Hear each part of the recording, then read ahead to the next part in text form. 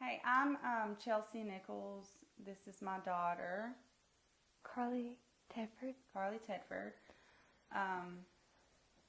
On August 6th, 2021, Carley was involved in a accident with one of her friends. They were in a side-by-side and was struck by an SUV. And I had received a call from our chief of police, ℂ𝕒𝕑, saying that Carley had been in an accident and that she was being airlifted to Lebonheur. And the doctors had come out and said, you know, she was in ICU, PICU is what they call it at Lebonheur.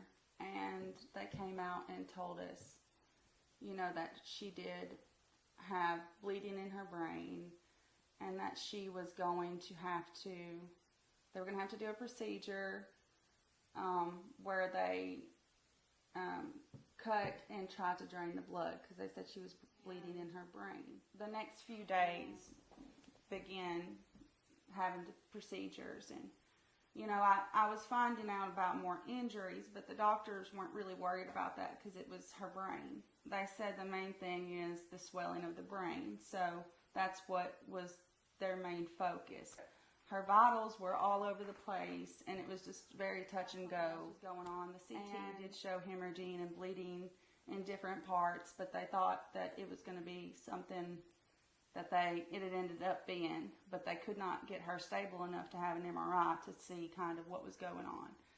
So it was a few days, they were able to get her stable enough, and we had an MRI which read that she had what's called DAI level 3. And what that is it stands for diffuse axonal injury, and what it is the axons in the brain, they sheared or they tore. So when she hit the blunt trauma, her skull shook inside, shearing and tearing all of those axons, all those connections that our brain has. It's the worst brain injury that you can have. So they weren't even so much worried about the hemorrhaging, and because we found that out, and that's just, kids do not make it. Adults, they don't make it to the hospital in time. And I really do believe that it was the police, the first responders, airlifting her right away.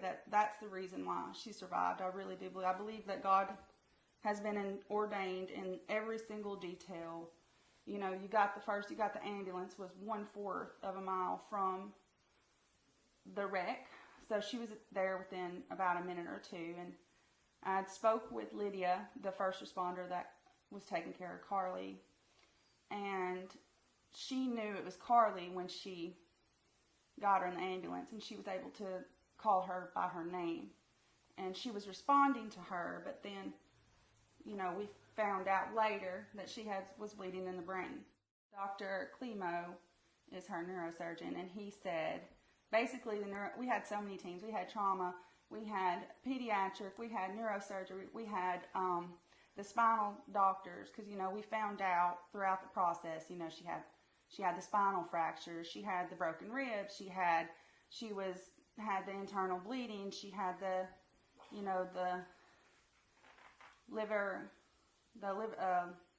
laceration, which was I think it was a grade 3 or grade 4, and then she had the spleen laceration. We did have to have the surgery, and they, you know, shaved her head and removed her skull. But the thing was hard because they pretty much said, okay, this is nice that you're doing this, but like, this is not her anymore. You have to come to reality. You have to face what this injury is. 90% stay unconscious. Of the 10% that wake up are severely impaired, you know. And, you know, and if you look it up, like DAI level 1 or level 2, they're like, oh, recovery is possible. It's possible. Not probable, it's possible. And then this is level 3. And so after the surgery, it was just, you know, she was intubated for 2 weeks, and she started biting on her tongue, so her tongue was super swelled. It was huge, and her face was swelled from the surgery. And so they started talking to me about other procedures. I just seen her fighting so hard, and she had to have somebody believe in her, because nobody else did, not in there. And, you know, they kept on, we're going to have to trach her, we're going to have to trach her. And I'm like, no. I had one doctor, Dr. Morin was our doctor, and he said, let's give her a chance. I said, okay, that's all I want. That's all I need. We just need a chance. They took the ventilator out, and they told me too, you know, we had weaned her off of all those, the propofol, all those strong drugs that were sedating her.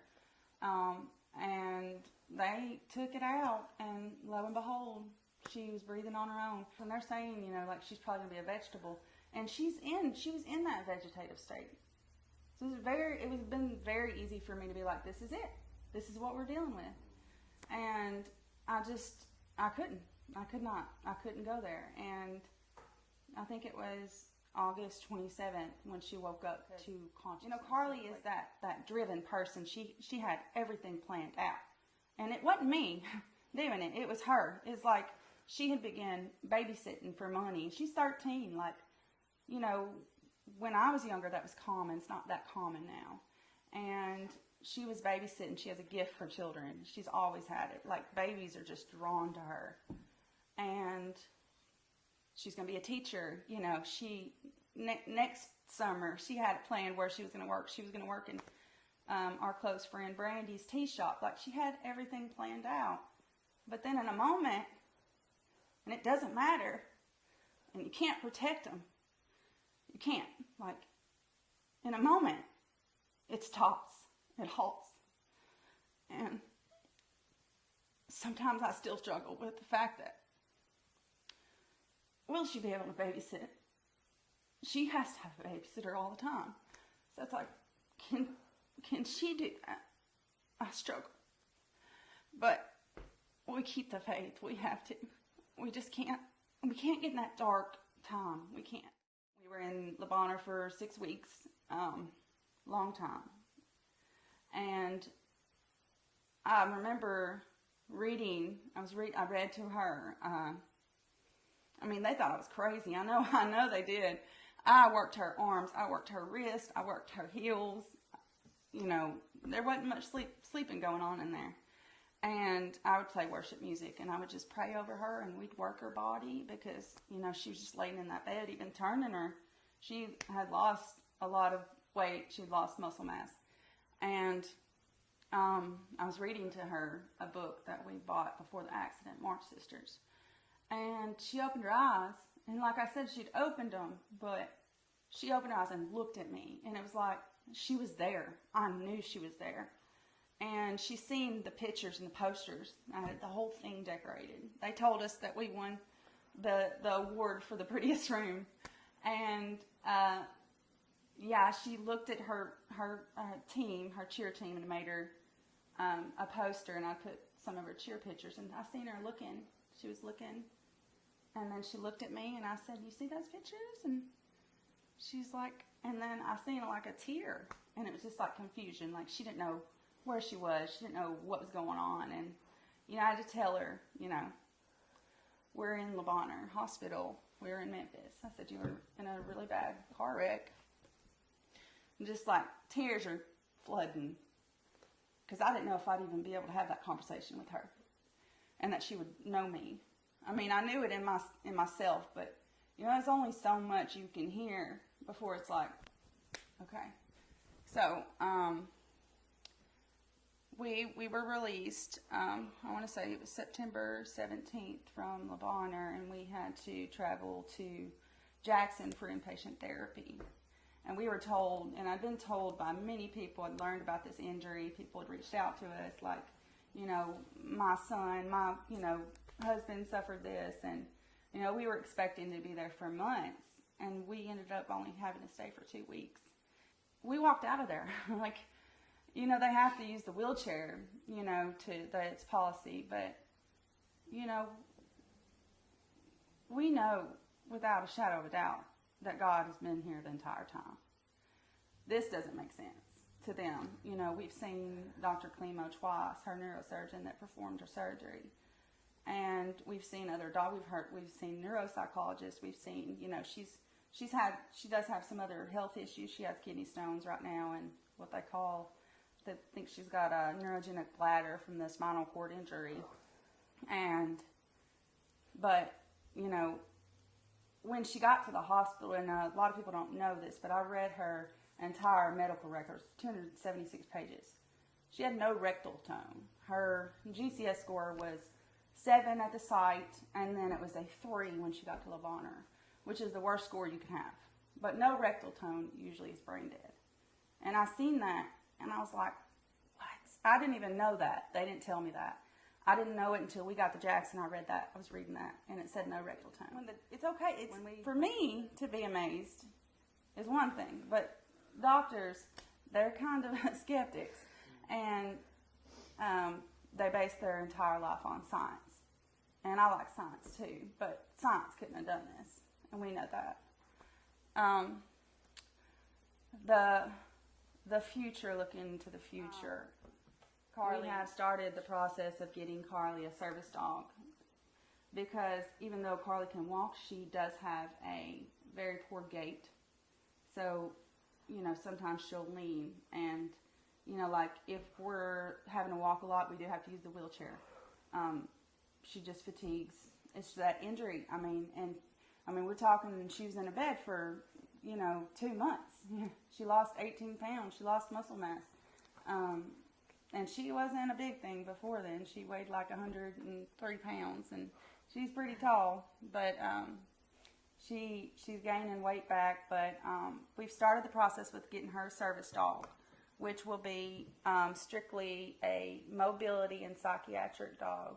So it will help her to be able to, and we've already talked to them. It's K9 Veteran, and they've been great. They will specifically train the dog for exactly what she needs. So if she was to drop something, you know, Carley was to drop something and pick it up, she's probably going to fall. You know, I have to stay right with her. We go to the bathroom together. We do everything together. But I don't want that life for her forever. I want her to have the most independent life as possible. And the service dog will provide that. It will provide her, and I mean, also, you know, the psychiatric part, and, you know, she is a very happy child, always has been, but sometimes you can see she gets sad, you know.